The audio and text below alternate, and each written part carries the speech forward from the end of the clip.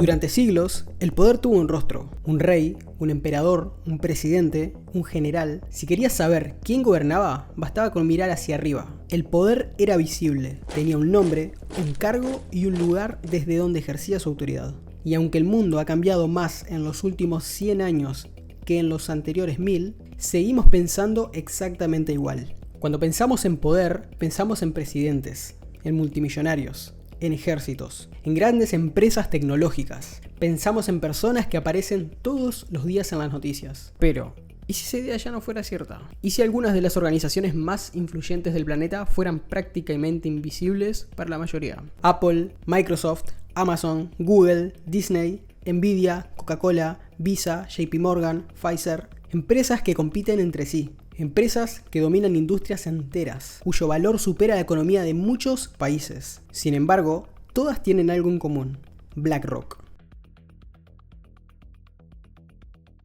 Es posible que nunca hayas escuchado este nombre, y no sería nada raro, porque BlackRock no fabrica teléfonos, no vende coches ni tiene red social, no produce películas, no vende refrescos, no tiene tiendas ni hace publicidad para consumidores. Y aún así, es una de las organizaciones más influyentes dentro del ecosistema global. Cuando BlackRock se menciona en internet, normalmente ocurren dos cosas: o se presenta como una especie de dueño secreto del mundo, o se ridiculiza cualquier tipo de conversación sobre su influencia. Y la verdad es que ambas posturas tienen exactamente el mismo problema, y es que simplifican una historia que es mucho más interesante. ¿Cómo es que una empresa prácticamente desconocida llegó a ocupar una posición tan importante dentro del sistema financiero global? Para responder esa pregunta tenemos que viajar a uno de los momentos más caóticos de la economía moderna. Septiembre de 2008. Lehman Brothers acaba de quebrar. Los mercados se desploman, los bancos dejan de confiar entre ellos, millones de personas empiezan a perder sus ahorros, sus empleos y sus casas. El sistema financiero más poderoso del planeta está al borde del colapso y el gobierno de Estados Unidos necesita actuar. Rápido. Pero antes necesita responder una pregunta. ¿Quién entiende realmente lo que está pasando? Porque una cosa era saber que el sistema estaba en crisis y otra muy distinta era saber dónde estaba el riesgo y quién lo tenía. En medio de ese caos, el gobierno tomó una decisión que pasó casi desapercibida para el público. No recurrió únicamente a los grandes bancos de Wall Street. También llamó a una empresa de la que casi nadie había oído hablar: BlackRock. ¿Por qué? ¿Qué tiene esa empresa que el resto necesitaba desesperadamente? Cuando empecé a investigar este episodio, pensé que estaba escribiendo la historia de una empresa extraordinaria, pero cuando más profundizaba, más claro se volvía algo. BlackRock no era realmente el tema, era el resultado. El verdadero tema era entender cómo cambia el poder cuando ya no depende solamente de dinero, de los ejércitos o de los gobiernos, sino de algo mucho más difícil de ver: la capacidad de comprender un sistema mucho mejor que los demás. Y esa historia comienza muchos años antes de la crisis del 2008 y empieza con un hombre llamado Larry Fink. A comienzos de los años 80, Larry Fink era una de las jóvenes promesas de Wall Street. Trabajaba en First Boston y su carrera parecía imparable. Su equipo generaba cientos de millones de dólares operando con bonos hipotecarios. Todo indicaba que estaba destinado a convertirse en una de las grandes figuras de las finanzas. Hasta que ocurrió algo. Una mala apuesta sobre las tasas de interés provocó pérdidas cercanas a los 100 millones de dólares. Fue un golpe devastador. Pero lo más interesante no fue el dinero, fue la reacción de Larry Fink. Años después, recordaría aquel momento con una frase que cambiaría por completo esta historia: perdí 100 millones de dólares y no entendía por qué. Pero tampoco entendía por qué habíamos ganado los 130 millones del trimestre anterior. Ahora, paremos un segundo. La mayoría de personas solamente analizan los errores. Cuando las cosas salen bien, se asume que se hizo todo de forma correcta. Larry Fink hizo exactamente lo contrario. Se dio cuenta que el verdadero problema no era haber perdido dinero, era no entender el sistema que había generado tanto las ganancias como las pérdidas. Y esa diferencia, aunque parece pequeña, no lo es, porque fue ese el momento en el que dejó de preguntarse cómo ganar más dinero y empezó a hacerse una pregunta mucho más peligrosa: ¿es posible medir el riesgo antes de que sea demasiado tarde? Esa pregunta terminó dando origen a BlackRock, pero sin saberlo también terminó cambiando la forma en que Wall Street entendía el poder, porque si alguien lograba comprender el sistema mejor que todos los demás, no solo podría protegerse de la crisis, podría convertirse en una pieza indispensable cuando las crisis aparecieran. Y eso es exactamente lo que ocurrió. La mayoría de las empresas nacen para aprovechar una oportunidad. BlackRock nació para resolver un problema, y esa diferencia lo cambia absolutamente todo. Después de abandonar First Boston, Larry Fink quedó obsesionado con una idea: No quería construir el próximo gran banco de inversión. No quería ser el operador más brillante de Wall Street. Quería entender algo que, según él, prácticamente nadie estaba midiendo: el riesgo. Porque en Wall Street todos hablaban de rentabilidad. Muy pocos hablaban de lo que podía destruirla. Y había una razón. Durante los años 80, las finanzas se estaban volviendo cada vez más complejas. Nuevos instrumentos, nuevos mercados, nuevas formas de invertir. Pero las herramientas para comprender esos riesgos seguían siendo sorprendentemente primitivas. Cada banco analizaba su propia información. Cada gestor utilizaba sus propios modelos. En muchos casos, las decisiones multimillonarias dependían más de la experiencia de una persona que de una visión completa del sistema. Larry Fink pensaba que eso era un error y decidió construir una empresa alrededor de una idea muy simple. Si puedes medir el riesgo mejor que los demás, puedes tomar decisiones mejor que los demás. En 1988 nació BlackRock. Al principio era una empresa pequeña, no pretendía cambiar el mundo, solo quería ofrecer algo que casi nadie tenía, una forma más inteligente de gestionar el riesgo. Pero aquí ocurrió algo muy interesante. Cuando una empresa resuelve un problema que nadie más sabe resolver, deja de competir únicamente por precio, empieza a volverse necesaria. Y eso fue exactamente lo que ocurrió. Mientras otros competían por obtener mayores beneficios, BlackRock invertiría una enorme cantidad de tiempo y recursos en desarrollar herramientas para comprender lo que estaba ocurriendo. No bastaba con saber cuánto valía una inversión, había que entender qué podía hacer que dejara de valerlo mañana. Con el tiempo, esa obsesión terminó dando origen a una plataforma tecnológica conocida como Aladdin. Y no tiene nada que ver con la película, aunque de alguna manera prometía encontrar tesoros ocultos. Solo que en este caso, el tesoro era la información. Cuando se habla de Aladdin, muchas personas simplemente se imaginan un programa informático, pero la realidad es que esa descripción se queda muy corta. Imagina por un momento que eres piloto. Podés despegar mirando únicamente por la ventana, o podés hacerlo con un radar capaz de detectar tormentas mucho antes de que aparezcan frente al avión. Eso era Aladdin para los mercados financieros. No decía exactamente qué iba a ocurrir, pero permitía observar conexiones, riesgos y escenarios que parecían prácticamente imposibles de analizar manualmente. Mientras millones de operaciones ocurrían cada día, Aladdin procesaba una cantidad gigantesca de información para ayudar a evaluar cómo podían afectar esos movimientos a una cartera de inversión. Y cuanto más dinero administraba BlackRock, más información obtenía. Y cuanto más información obtenía, mejores se volvían sus modelos. Más instituciones querían trabajar con BlackRock. Hay sistemas que mejoran simplemente porque crecen. Cada nuevo cliente hace que el sistema sea más valioso que el día anterior. Es un círculo que se alimenta a sí mismo. Y cuando eso ocurre, dejas de crecer de forma lineal y empezás a crecer de forma exponencial. BlackRock dejó de ser una empresa prometedora. Empezó a convertirse en una referencia. Aseguradoras, universidades, gobiernos, grandes instituciones financieras. Cada vez más organizaciones confiaban en sus modelos para gestionar inversiones que representaban miles de millones de dólares. Pero lo curioso es que desde afuera casi nadie lo notó, porque BlackRock no estaba construyendo una marca para el consumidor, estaba construyendo confianza dentro del sistema financiero. Ahora bien, hasta este punto podemos llegar a pensar que BlackRock desarrolló un software que era muy bueno. Y si esa fuera la historia, este video terminaría acá. Pero no, porque entonces llegó el año 2008. Y fue en ese momento cuando ocurrió algo que cambió por completo la posición de BlackRock en el mundo. La pregunta ya no era quién tenía más dinero, la pregunta era otra. ¿Quién entendía realmente el sistema cuando el sistema dejó de entenderse a sí mismo? Y esa pregunta cambió para siempre la historia de BlackRock. Hasta este punto, BlackRock era una empresa respetada, muy importante dentro de Wall Street, pero seguía siendo una más dentro de muchas. No era una empresa conocida fuera del mundo financiero. Y muy probablemente la historia hubiese seguido así, si no hubiera ocurrido una de las mayores crisis económicas de la historia moderna. Durante años, el mercado inmobiliario estadounidense parecía imparable. Los bancos concedían hipotecas con una facilidad nunca vista. Esas hipotecas se agrupaban, se transformaban en productos financieros y luego se vendían a inversores de todo el mundo. Sobre el papel, el sistema parecía brillante. El riesgo estaba repartido. Todo el mundo ganaba dinero, mientras los precios de las viviendas seguían subiendo. Nadie parecía tener motivos para preocuparse, hasta que dejaron de subir. Lo que vino después fue un efecto dominó. Las familias dejaron de pagar sus hipotecas, estos productos financieros empezaron a perder valor, los bancos dejaron de confiar unos en otros y, de repente, nadie sabía realmente quién estaba expuesto al problema. Ese fue el verdadero miedo. No era solamente perder dinero, era no saber dónde estaba el riesgo. Imagina entrar en un edificio en llamas, pero sin saber en qué pisos hay fuego, ni cuáles están a punto de derrumbarse.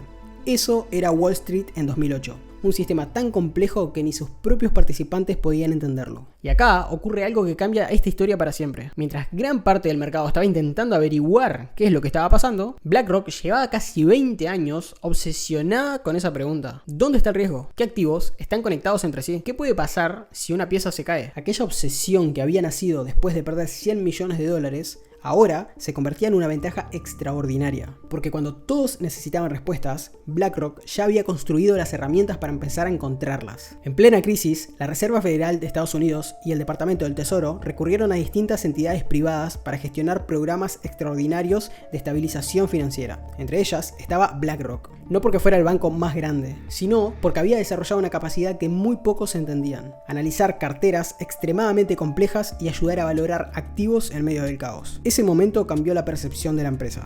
Hasta ese entonces, BlackRock era conocido por ser especialistas. Después del 2008, se convirtió en una institución de referencia dentro del sistema financiero. Y acá quiero hacer una pausa. Mucha gente cree que BlackRock salvó la economía mundial. La crisis fue enfrentada por múltiples instituciones, tanto privadas como públicas. Pero lo que sí ocurrió es que BlackRock pasó a ocupar un puesto mucho más importante y relevante gracias a la experiencia y sobre todo a las herramientas que habían desarrollado durante años. Y esa diferencia importa, y mucho. Después de 2008, millones de inversiones empezaron a desconfiar de quienes prometían ganarle constantemente al mercado. Cada vez más personas comenzaron a mover su dinero hacia fondos indexados y estrategias de inversión de bajo costo. Era una forma sencilla de invertir siguiendo el comportamiento del mercado en lugar de intentar adivinarlo. Y justamente ahí, BlackRock estaba extraordinariamente bien posicionada. A veces pensamos que las grandes organizaciones cambian el mundo, pero muchas veces es el mundo el que cambia.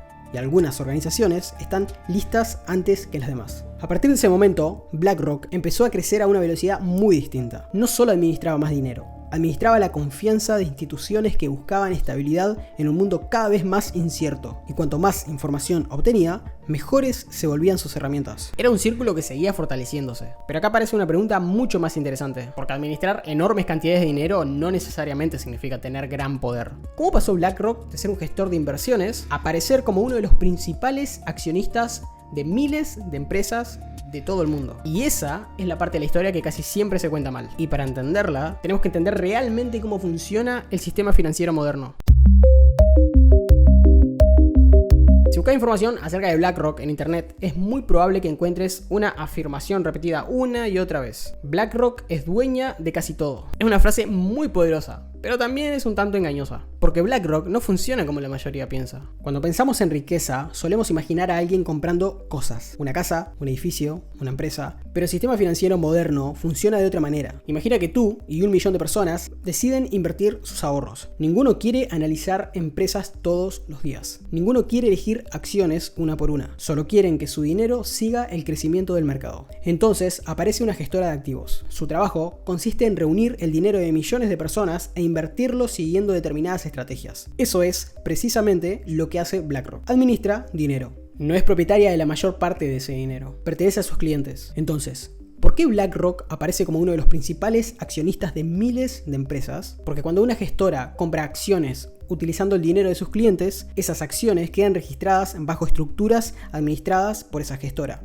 Y esas acciones tienen algo muy importante: derechos de voto. Cada año, las grandes empresas celebran reuniones con sus accionistas. En ellas se votan decisiones importantes, desde la elección del directorio hasta determinadas políticas empresariales. No es si BlackRock posee todas esas empresas, sino qué significa administrar una parte tan importante de su poder de decisión. Hay quienes sostienen que gestoras como BlackRock, Vanguard o State Street concentran una influencia excesiva sobre la economía mundial. Les permite influir en decisiones corporativas de una forma que antes no existía. Otros responden que esa influencia está mucho más limitada de lo que se suele decir, que existen regulaciones, que muchas decisiones importantes siguen dependiendo de los consejos de administración y otros accionistas. Las dos posiciones existen. Y entender ese debate es mucho más útil que quedarse con un eslogan, porque el verdadero poder casi nunca es absoluto. Normalmente se mueve dentro de límites, incentivos y negociaciones. Pero hay otro fenómeno que me llamó aún más la atención. Imagina por un momento que administras participaciones en Coca-Cola, también en Pepsi, también en McDonald's, también en Burger King, también en Exxon, también en Chevron. Tu objetivo ya no es que una destruya a la otra. Tu objetivo es que, en conjunto, el sistema funcione lo mejor posible. Ya no pensás como el dueño de una empresa, pensás como un administrador del sistema. Y esa diferencia explica por qué muchas de las decisiones, vistas desde afuera, parecen contradictorias. Durante siglos, el poder consistía en controlar recursos. Hoy en día, y en muchos casos, el poder consiste en tener una posición la cual te permite gestionar recursos que pertenecen a otros. No necesitas ser dueño de todo. Necesitas convertirte en una pieza que el sistema no pueda reemplazar fácilmente. Y esa es una diferencia fundamental. Ahora bien, esto no significa que BlackRock controla la economía mundial, pero sí significa algo mucho más interesante. BlackRock ocupa una posición extremadamente estratégica dentro del sistema financiero. Y cuando ocupas una posición de esta categoría, tu influencia suele ser mucho mayor de lo que la visibilidad sugiere. Y acá es donde esta historia deja de tratar sobre BlackRock. Porque este mismo patrón aparece una y otra vez en la tecnología, en la geopolítica, en las redes sociales, en la inteligencia artificial, en los medios de comunicación. La pregunta nunca es solamente quién tiene más dinero. La pregunta correcta es otra. ¿Quién ocupa la posición más importante dentro del sistema? Y esa es la pregunta que explica cómo funciona el poder moderno. Ahora, cuando llegamos a este punto es fácil pensar que BlackRock es una excepción, pero la realidad es que BlackRock no inventó esta mecánica, simplemente la ejecutó mejor que otros. Porque este patrón aparece una y otra vez a lo largo de la historia, con distintos nombres, en distintas épocas y en distintos sectores. Pensemos por ejemplo en Standard Oil. A finales del siglo XIX, muchas personas creían que John Rockefeller se había vuelto inmensamente rico porque vendía petróleo. Pero esa nunca fue toda la historia. Rockefeller entendió que quien controla la infraestructura termina influyendo sobre todo el mercado. No bastaba con producir petróleo, había que controlar el refinado, el transporte, la distribución, la logística. No dominó una industria porque tuviera el mejor producto. La dominó porque ocupó la posición más estratégica dentro del sistema. Décadas después ocurrió algo parecido con Microsoft. Muchos recuerdan a Microsoft por Windows, pero el verdadero activo nunca fue solamente el sistema operativo, fue convertirse en el estándar. Cuando millones de personas, empresas y desarrolladores construyen sobre tu plataforma, dejas de vender un producto, empezás a sostener un ecosistema, y cuanto más grande es ese ecosistema, más difícil resulta reemplazarte. Lo mismo pasó con Google. Google no ganó únicamente porque tuviera el mejor buscador. Ganó porque cada búsqueda mejoraba el algoritmo, y cada mejora atraía más usuarios, y más usuarios generaban más datos. Y más datos hacían todavía mejor el buscador. Era un círculo de retroalimentación. Exactamente lo mismo que pasó con BlackRock. Amazon hizo algo parecido. Al principio parecía simplemente una tienda online, pero con el tiempo construyó una infraestructura logística tan eficiente que millones de empresas terminaron dependiendo de ella. Después hizo lo mismo con la computación en la nube. Hoy, cuando utilizas muchas aplicaciones en internet, es muy probable que, aunque no lo sepas, una parte de esa información esté funcionando sobre los servidores de Amazon Web Services. Otra vez, el poder no apareció porque vendieran más productos. Apareció porque ocuparon una posición central dentro del sistema. Y quizás el ejemplo más actual sea el de la inteligencia artificial. Hoy existe una carrera por desarrollar modelos cada vez más potentes. Pero si observamos con atención, la competencia no gira alrededor del modelo. También gira alrededor de quien controla los chips, quien controla los datos, quien controla la infraestructura de cómputo, quien controla las plataformas desde las que millones de personas utilizarán esa inteligencia artificial. El patrón vuelve a repetirse una y otra vez. La pregunta que solemos hacernos está mal formulada. Siempre preguntamos, ¿quién tiene más poder? La pregunta correcta es, ¿qué posición ocupa dentro del sistema? Porque dos empresas pueden tener exactamente el mismo dinero y, sin embargo, una puede ser muchísimo más difícil de reemplazar que la otra. Ahí nace una forma de poder mucho más silenciosa, mucho más estable. Precisamente por eso, mucho más interesante. BlackRock no conquistó el sistema por la fuerza. Durante décadas, resolvió un problema que cada vez más personas tenían. Y cuando el sistema necesitó desesperadamente una solución, BlackRock ya estaba ahí. Si BlackRock no se volvió influyente por ser la empresa más visible, entonces, ¿cuál fue exactamente la mecánica de poder detrás de toda esta historia?